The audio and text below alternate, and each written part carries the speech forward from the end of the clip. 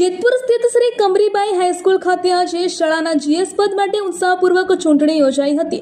શાળાના વિદ્યાર્થીઓ વચ્ચે યોજાયેલી આ ચૂંટણીમાં ત્રિપાંખ્યા અને દ્વિપાંખ્યા જંગ બાદ આદિત્ય તેરૈયાનો ભવ્ય વિજય થયો છે।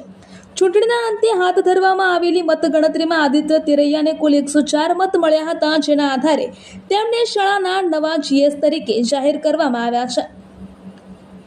જ્યારે કડક સ્પર્ધા આપનાર બીજા ક્રમે રહેલા આકાશ પરમારને 78 મત પ્રાપ્ત થયા હતા। પરિણામ જાહેર થતાં જ આદિત્ય તેરૈયાના સમર્થકો અને શાળાના વિદ્યાર્થીઓમાં ભારે ઉત્સાહ જોવા મળ્યો હતો। શિક્ષકગણ અને વિદ્યાર્થીઓએ વિજેતા ઉમેદવારોને ખૂબ અભિનંદન પાઠવી શાળાના વિકાસ અને વિદ્યાર્થીઓના પ્રશ્નોના નિરાકરણ માટે શુભેચ્છા પાઠવી હતી। રિપોર્ટર સલીમભાઈ રફાઈ, જેતપુર। મારું નામ તેરૈયા આદિત્ય, મેં ઘડિયાળ નિશાન પરથી ઉમેદવારી નોંધાવી હતી।